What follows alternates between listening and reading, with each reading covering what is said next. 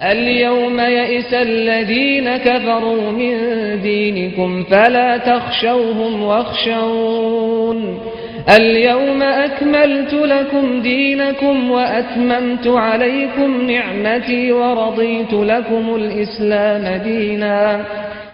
بسم الله الرحمن الرحيم. الحمد لله رب العالمين وصلى الله على محمد وآله الطاهرين ولعنة الله على أعدائهم أجمعين إلى قيام يوم الدين. وقال سبحانه وتعالى هو الذي بعث في الأميين رسولا منهم يتلو عليهم آياته ويزكيهم ويعلمهم الكتاب والحكمة وإن كانوا من قبل لفي ضلال مبين. ہماری گفتگو کا موضوع نبوت کے جو اصول دین میں سے تیسری اصل ہے. اب تک ہماری گفتگو انبیاء علیہ السلام کے بارے میں رہی اور زیادہ تر گفتگو تھی نبوت عامہ کے سلسلے میں. نبوت عامہ اور نبوت خاصہ کے بارے میں پہلے بھی آپ کی خدمت میں عرض کیا کہ نبوت عامہ سے مراد کہ انبیاء علیہ السلام سے متعلق موضوعات اور ایسے موضوعات کہ جن کا تعلق کسی خاص نبی سے نہیں بلکہ تمام انبیاء سے ہے. مثال کے طور پہ اللہ سبحانہ و تعالیٰ کی جانب سے ایک لطف و کرم ہے کہ وہ انبیاء علیہ السلام کو مبعوث فرمائے. وہ انبیاء انسانوں میں سے ہوں گے، ان انبیاء کی کیا شرائط ہیں، ان انبیاء کی کیا صفات ہیں، ان انبیاء کی تعداد کتنی ہے، کون سے نبی بڑے مقام پر فائز ہیں. یہ سارے موضوعات نبوت عامہ میں زیر بحث لائے جاتے ہیں. نبوت خاصہ سے مراد انبیاء علیہ السلام کے نام، کون کون سے انبیاء، کتنے انبیاء کا ذکر قرآن مجید میں ہے اور وہ انبیاء کے جن کا ذکر روایات میں ہے، کس زمانے میں تھے، کس نبی کا کون سا معجزہ ہے، کس نبی پہ کون سی کتاب نازل ہوئی. جب کسی خاص نبی کے بارے میں گفتگو ہو تو کہا جائے گا نبوت خاصہ. ہمارا یہ عقیدہ ہے کہ تمام انبیاء حضرت آدم سے لے کے حضرت خاتم سے پہلے کے تمام انبیاء کو ہمیں ماننا ہے. ان پہ جو کتابیں نازل ہوئیں ان پر ایمان رکھنا ہے، جو ان کے معجزات تھے انہیں ماننا ہے. اگر وہ معجزات کہ جو انبیاء علیہ السلام نے انجام دیے ان کا ذکر قرآن مجید میں ہے تو بھی انہیں ماننا ہے، اور اگر ان کا انکار کیا تو یہ انکار ہوگا قرآن مجید کی آیات کا. لہذا ہر وہ معجزہ جس کا ذکر قرآن مجید میں ہے اور ہر وہ کتاب کہ جو انبیاء علیہ السلام پہ نازل ہوئی اور اس کا نام قرآن مجید میں ہے، اور ہر نبی کے وہ احوال کہ جس کا ذکر قرآن مجید میں ہے، ان سب پر ہمیں یقین رکھنا ہے. اور اسی طریقے سے اگر ثابت ہو جائے کہ حدیث صحیح میں کسی نبی کا ذکر ہے، یا یہ کہا جائے کہ اگر ہمیں علم ہو جائے کہ رسول اللہ صلی اللہ علیہ وآلہ وسلم اور پھر ائمہ علیہ السلام نے کسی نبی کا ذکر کیا اور ان کے حالات سے آشنا کیا تو کہا جائے گا اگر یقین ہو چکا ہے، فرض یہ کہ ہم سب فرض کریں کہ جی رسول اللہ صلی اللہ علیہ وآلہ وسلم کی خدمت میں اور وہ کسی نبی کا ذکر کرتے ہیں، تو کہا جائے گا اب کیونکہ ہم نے ان سے ذکر سن لیا ہے تو ہم پر لازم ہے کہ ہم ان نبی کو بھی مانیں اور ان کی جو صفات ہیں انہیں بھی مانیں، جو ان کا معجزہ ہے اسے بھی مانیں، اور جو کتاب نازل ہوئی تو اسے بھی مانیں. لیکن اب کیونکہ احادیث صحیح بھی ہیں اور ضعیف بھی ہیں تو کہا جائے گا وہ روایات کہ جن پر اجماع ہے یا وہ روایات جو مشہور ہیں ان پر یقین ضروری ہے انبیاء علیہ السلام کے حوالے سے. باقی رہی گفتگو ان افراد کی کہ جن کی نبوت کے قائل دیگر ادیان ہیں تو ان کا ماننا ہم پر ضروری نہیں. زیادہ سے زیادہ یہ کہا جا سکتا ہے کہ اللہ سبحانہ و تعالیٰ کا ارشاد ہے وَلَقَدْ بَعَثْنَا فِي كُلِّ أُمَّةٍ رَسُولًا وَلِكُلِّ قَوْمٍ هَادٍ کہ ہم نے ہر قوم میں، ہر امت میں نبی مبعوث کیے، ہر قوم کے لیے ہادی ہے. تو بس ممکن ہے کہ یہ رسول ہوں لیکن ہم ان کی نبوت کا اقرار نہیں کر سکتے، ان کو نبی نہیں کہہ سکتے، فقط یہ کہہ سکتے ہیں کہ شاید ہوں، شاید نہ ہوں. جناب آدم سے انبیاء علیہ السلام کا سلسلہ شروع ہوا اور ہر نبی نے اپنی قوم کے سامنے معجزات ظاہر کیے تاکہ ان کا یقین محکم ہو جائے کہ یہ شخص کہ جس نے اللہ سبحانہ و تعالیٰ کی جانب سے پیغام لانے کا دعویٰ کیا ہے اس کا دعویٰ سچا ہے۔ انبیاء علیہ السلام کے معجزات ان کے حالات اور واقعات کو مد نظر رکھتے ہوئے تھے، ان کے زمانے کو مد نظر رکھتے ہوئے تھے۔ پہلے بھی جانب توجہ دلائی، جناب موسیٰ کے دور میں جادو کا زور تھا تو لہذا معجزہ ایسا آیا کہ جو اس زمانے کی سب سے اہم چیز کو یعنی جادو کو باطل کر سکے۔ جناب عیسیٰ کے دور میں طب کا زور تھا، لہذا جناب عیسیٰ کا معجزہ ایسا تھا جو طب کے قوانین کو باطل کر سکے، اور طبیب یہ کہیں کہ جو کچھ انہوں نے کیا ہے وہ طب نہیں کر سکتی، وہ اللہ کی جانب سے۔ رسول اللہ صلی اللہ علیہ وسلم کے دور میں فصاحت و بلاغت تھی، لہذا جو سب سے بڑا معجزہ ہے رسول اللہ صلی اللہ علیہ وسلم کا وہ قرآن مجید ہے، اور یہ وہ معجزہ ہے کہ جس کی آج تک کوئی مثال نہیں لا سکا۔ رسول اللہ صلی اللہ علیہ وسلم کے معجزات بہت سارے ہیں۔ بعض دفعہ لوگوں کے ذہن میں آتا ہے کہ فقط قرآن مجید ہے، ایسا نہیں ہے۔ قرآن مجید ایک ایسا معجزہ ہے کہ جو اب تک جاری ہے، اور اب تک وہ معجزہ ہے، اور اب تک وہ چیلنج کر رہا ہے، اور اب تک لوگوں کی ہدایت اس کے ذریعے سے ہو رہی ہے۔ لہذا اور کتب کو جو دیگر ادیان سے تعلق رکھنے والوں کی ہیں، چاہے وہ اس وقت کی تحریف شدہ تورات ہو یا انجیل ہو یا زبور ہو، یا بعض وہ صحیفے ہوں کہ جن کا دعویٰ کرتے ہیں عیسائی یا یہودی کہ وہ ہمارے پاس ہیں، اگر انہیں دیکھا جائے تو واضح احساس ہوتا ہے کہ یہ وہ کتابیں نہیں ہیں، اور اگر ان کے ساتھ ساتھ قرآن کو دیکھا جائے تو احساس ہوتا ہے کہ واقعاً یہ اللہ سبحانہ و تعالیٰ کا قول ہے۔ قرآن کے معجزات اور عظیم جلوے نگاہوں سے پوشیدہ نہیں۔ قرآن ایک ایسا معجزہ ہے کہ جس کے آج بھی جلوے لوگوں کو عاجز کر رہے ہیں، اور در حقیقت وہ خود ایک مجموعہ ہے معجزات کا۔ ایک جانب فصاحت و بلاغت ہے تو دوسری جانب وہ تعلیمات ہیں جو رہتی دنیا تک کے لیے بشر کے لیے کافی ہیں۔ ایک جانب آئندہ کی خبریں ہیں، تو سب سے اہم چیز معرفت خداوند تبارک و تعالیٰ کا بہترین خزانہ ہے۔ تو پہلا معجزہ رسول اللہ صلی اللہ علیہ وسلم کا، البتہ پہلے سے مراد کہ جو سب سے بڑا اور اہم معجزہ ہے وہ ہے قرآن مجید۔ معجزے کی تعریف جو ہم نے پہلے بھی بیان کی کہ دعوی نبوت کے بعد ظاہر کیا جائے اور ساتھ ساتھ ظاہر کیا جائے، پہلے دعویٰ ہو اور پھر اس کے اثبات کے لیے معجزہ ہو۔ اس معجزے میں شرط ہے کہ یا ساتھ ہو یا کچھ ہی دیر کے بعد ہو یا کچھ ہی دنوں کے بعد کا ہو سلسلہ۔ مثال کے طور پہ دن میں کوئی کہے کہ شق القمر آپ کریں تو کہا جائے گا ابھی رات کا انتظار کرو، اور اگر کوئی اور چیز طلب کریں تو ممکن ہے کہا جائے گا کہ ابھی کچھ انتظار کرو، ظاہر کرتے ہیں۔ لیکن یہ کہ پہلے معجزہ ہو، پہلے اعلان نبوت ہو، پھر وہ کہے مجھ پہ ایمان لے آؤ بعد میں معجزہ دکھاؤں گا، تو کہا جائے گا یہ نہیں ہو سکتا۔ پہلے اعلان نبوت، پھر معجزہ، پھر ایمان لایا جائے گا۔ لہذا مختلف معجزات رسول اللہ صلی اللہ علیہ وسلم سے صادر ہوئے کہ جن میں سب سے اہم قرآن مجید، اور قرآن مجید مختلف اعتبار سے مختلف زاویوں سے ہر دور میں دیکھا گیا، اور ہر شخص نے گواہی دی کہ جب بھی اسے پڑھا تو ایک نئی تازگی ہے، نئے مفاہیم ہیں، ایک نیا جلوہ نظر آتا ہے، ایک نئے طریقے سے اللہ کی معرفت ہوتی ہے، اور ایک عجب سکون ملتا ہے جیسے کہ اللہ سبحانہ و تعالی ہم سے بات کر رہا ہے۔ لہذا قرآن مجید کے معجزات میں سے ایک معجزہ یا قرآن مجید کے لطائف میں سے ایک بہت ہی لطیف نقطہ اور موضوع یہ ہے کہ جب انسان اس کی تلاوت کرے تو ایسا محسوس ہوتا ہے جیسے اللہ سبحانہ و تعالیٰ اس سے بات کر رہا ہے۔ یہ کیفیت اور دیگر کتب میں نہیں۔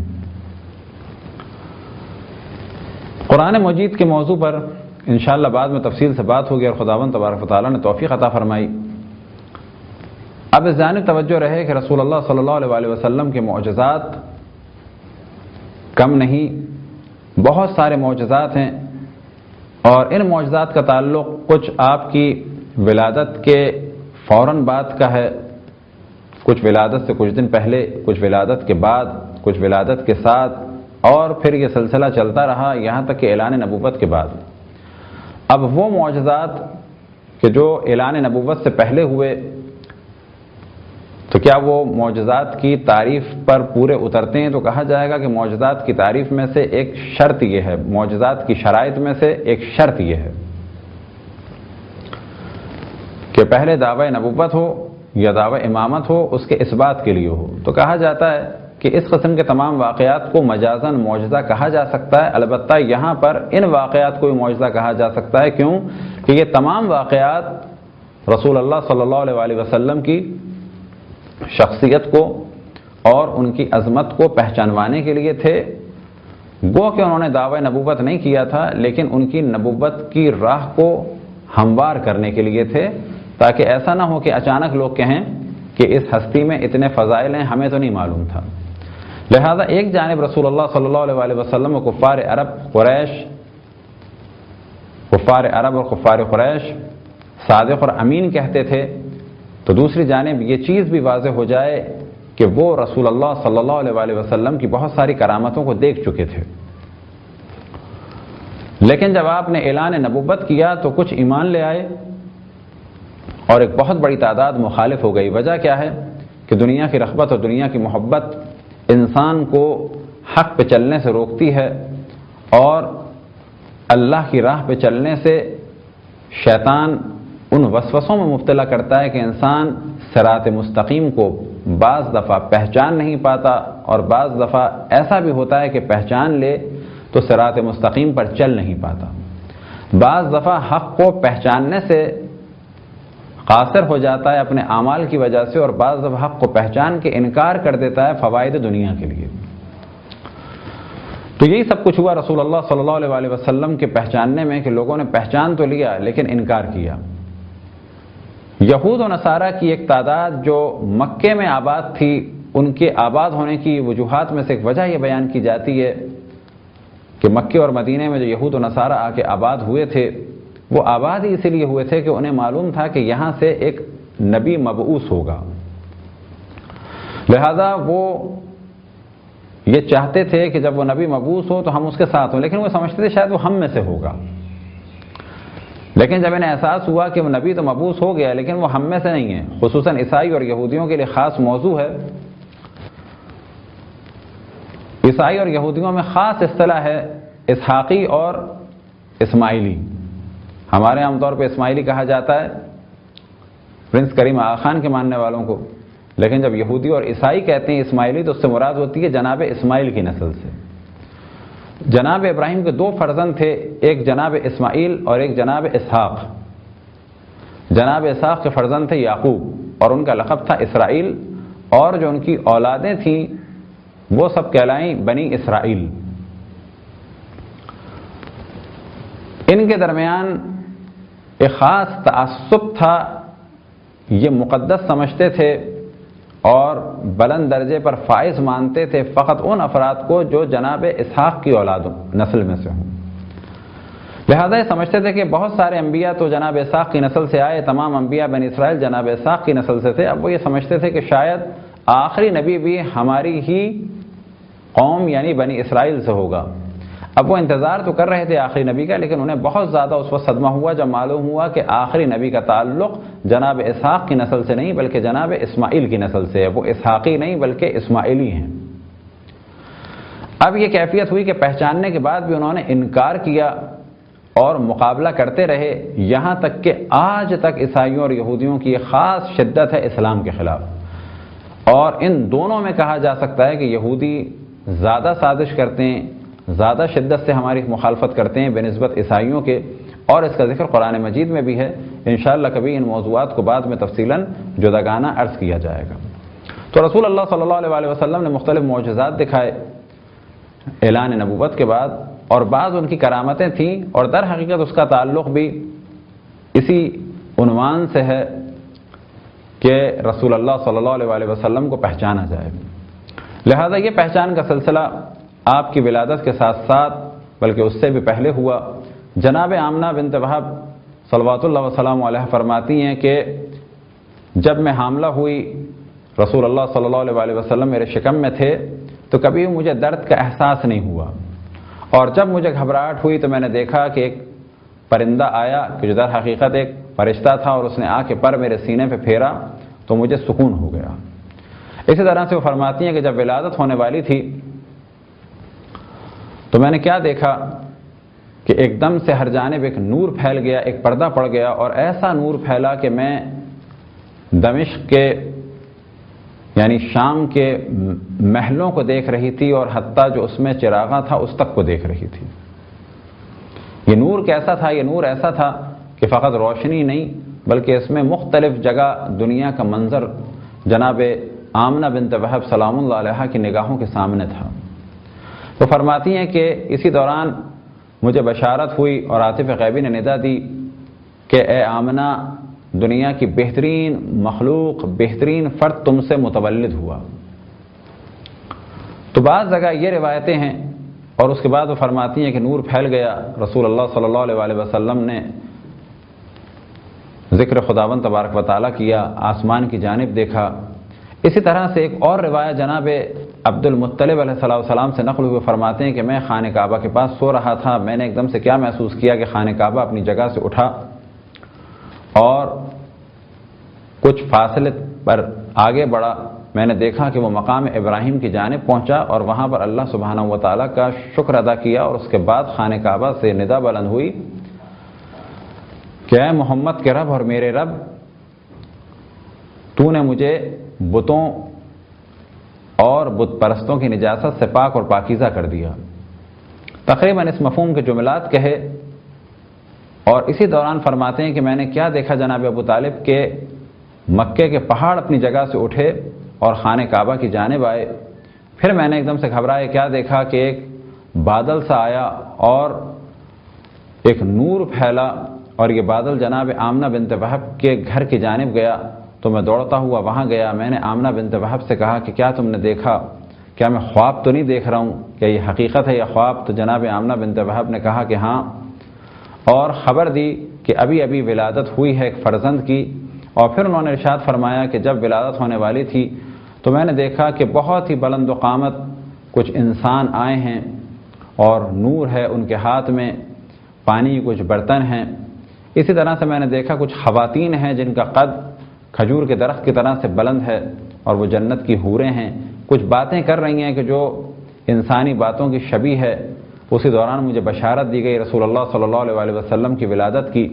پھر وہ فرماتی ہیں، طویل روایت ہے جس کا خلاصہ آپ کے سامنے بیان ہو رہا ہے، پھر وہ فرماتی ہیں کہ کچھ بادل آئے، ایک دم سے میں نے دیکھا پرندے آئے، نور ہر جانب پھیل گیا، میری نگاہوں کے سامنے پردے پڑ گئے۔ میں نے کیا دیکھا کہ بچے کو لے جانے کی آواز آ رہی ہے۔ ایک عاطف غیبی نے ندا دی کہ محمد کو اب آسمانوں میں اور فرشتوں اور ملائکہ اور انبیاء کی جانب لے جاؤ، اور تمام مخلوقات اس وقت محمد صلی اللہ علیہ وسلم کی زیارت سے مشرف ہوں۔ وہ پرندے آئے اور اس بچے کو لے گئے۔ اس کے بعد دوبارہ ایک ایسا پردہ ہوا، اور پھر میں نے اسی قسم کے مناظر دیکھے۔ جناب عبد المطلب علیہ السلام فرماتے ہیں کہ ساری چیزیں میری نگاہوں کے سامنے تھیں۔ پھر میں نے جناب آمنہ سے کہا کہ بچہ دوبارہ گیا، دوبارہ آیا کہ وہ بچہ مجھے دو۔ تو آپ نے فرمایا کہ ابھی حکم یہ ہے کہ 3 دن تک جناب آدم کی نسل سے کوئی بھی نہیں دیکھ سکتا، زمین و آسمان کی مخلوقات رسول اللہ صلی اللہ علیہ وسلم کے دیدار میں مصروف ہیں۔ اسی طرح سے اور معجزات کہ جس سے رسول اللہ صلی اللہ علیہ وسلم کو پہچانا جا سکے، جناب حلیمہ سعدیہ کی زبان سے نقل ہوئے فرماتی ہیں کہ ہمارے علاقے میں قحط پڑا، بنی سعد میں، نام تھا ان کا حلیمہ، اور کیونکہ وہ بنی سعد سے تھیں تو وہ منسوب ہیں بنی سعد کی جانب، تو کہا جاتا ہے حلیمہ سعدیہ۔ وہ فرماتی ہیں قحط پڑا تو ہم لوگ اپنے گاؤں سے، اپنے علاقے سے نکل کے مکے آئے کہ شاید یہاں پر کچھ ہمیں مل جائے۔ کچھ خواتین کو کچھ بچے ملے، اور انہوں نے بچوں کی پرورش کی ذمہ داری لی، لیکن مجھے کوئی بچہ نہیں مل پایا۔ بعض خواتین کو علم ہوا تھا کہ ایک بچہ ہے، یتیم ہے، لیکن انہوں نے کہا کہ ہمیں اس بچے کے پاس جا کے فائدہ نہیں ہوگا، کیونکہ وہ بچہ یتیم ہے۔ اسی دوران مجھے کسی نے ندا دی، اور یہ ندا دینے والے جناب عبد المطلب تھے، اور کہا کہ ایک یتیم بچہ ہے، کیا تمہیں کوئی بچہ ملا پرورش کے لیے؟ تو کہا کہ نہیں، مجھے تو نہیں ملا۔ کہا یہ ایک بچہ ہے، اور بعض خواتین کی رغبت اس کی جانب نہیں ہوئی کیونکہ ایک یتیم ہے، اور وہ یہ سمجھتی ہیں کہ ہم کچھ اسے دے نہیں پائیں گے۔ اسی دوران جناب حلیمہ سعدیہ کہتی ہیں کہ میں جس گدھے پہ آئی تھی وہ گدھا بیمار تھا، اور جو میرے گھر میں اونٹنی تھی وہ دودھ نہیں دیتی تھی، اور میرا دودھ بھی اتنا نہیں تھا کہ حتیٰ میرے بچے کے لیے پورا ہو جائے۔ لیکن جیسے ہی میں نے رسول اللہ کو لیا اور انہوں نے سیدھے پستان کی جانب، دائیں ہاتھ کی پستان کی جانب رغبت کی، تو بائیں سے بھی دودھ جاری ہوا، اور میرے بیٹے نے بھی دل بھر کے دودھ پیا۔ جس گدھے پہ میں بیٹھی تو میں نے کیا محسوس کیا کہ اس گدھے نے بعد میں خداوند تبارک و تعالیٰ کا شکر ادا کیا، سجدہ کیا، اور اقرار کیا اس بات کا کہ کائنات کی بہترین مخلوق مجھ پر سوار ہے۔ اسی طرح سے جب وہ گھر آئے تو گھر آتے ہی کیا دیکھا کہ اونٹنی کے جو دودھ نہیں دیتی تھی اس کے پستانوں سے دودھ جاری ہے۔ ان کے شوہر نے کہا یہ بچہ بہت ہی مبارک ہے۔ بعض واقعات جناب حلیمہ سعدیہ کے بچوں سے نقل ہوئے کہ ایک دن انہوں نے رسول اللہ صلی اللہ علیہ وسلم نے بچوں کے ساتھ جانے کی خواہش ظاہر کی، تو فرماتے ہیں کہ کہیں پہاڑوں نے سلام کیا، کہیں مختلف جانوروں نے سلام کیا۔ اسی طرح سے جناب حلیمہ سعدیہ فرماتی ہیں ایک دن پہاڑ کے پاس سے گزری تو میں نے کیا دیکھا کہ پہاڑ کی غار سے ایک شخص نکلا جو بہت نورانی، اور فرماتا ہے کہ ہم اس بچے کی حفاظت پر مامور ہیں۔ جناب حلیمہ سعدیہ فرماتی ہیں کہ کبھی بھی اس بچے کے کپڑوں کو میں نے نجس نہیں پایا، اور جب میں نے چاہا کہ اس کو نہلاؤں تو میں نے اس کو بالکل صاف ستھرا پایا، ایسا کہ جیسے کہ ابھی ابھی یہ بچہ نہا کے فارغ ہوا ہے۔ جب میں نے چاہا کہ لباس بدلوں تو کبھی ان کے جسم کو نہیں دیکھ پائی، اور ہمیشہ لباس بدلا ہوا تھا، کبھی مجھے نچلا لباس بدلنے کی ضرورت نہیں ہوئی، کیونکہ ہمیشہ جب میں نے بدلنا چاہا تو اول تو کبھی اس میں کسی قسم کی نجاست نہیں، اور اگر میں نے بدلنا بھی چاہا تو پھر میں نے کیا دیکھا کچھ دیر کے بعد وہ خود بخود بدل گیا۔ تو یہ کرامتیں رسول اللہ صلی اللہ علیہ وسلم کے بچپن سے صادر ہو رہی تھیں، سب دیکھ رہے تھے، سب گواہی دے رہے تھے، اور یہ سلسلہ جاری تھا آخر عمر تک، اور آج بھی یہ سلسلہ جاری ہے ان کی قبر مطہر سے شفا کی صورت میں۔ لہذا بعض دفعہ جب لوگ اعتراض کرتے ہیں کہ قبر پہ جانے کا فائدہ کیا ہے، تو ہمیشہ ہم یہ جواب دیتے ہیں کہ در حقیقت یہ قبر ہے رحمت للعالمین کی، اور وہ رحمت اپنے دور میں بھی تھے اور آج بھی ہیں۔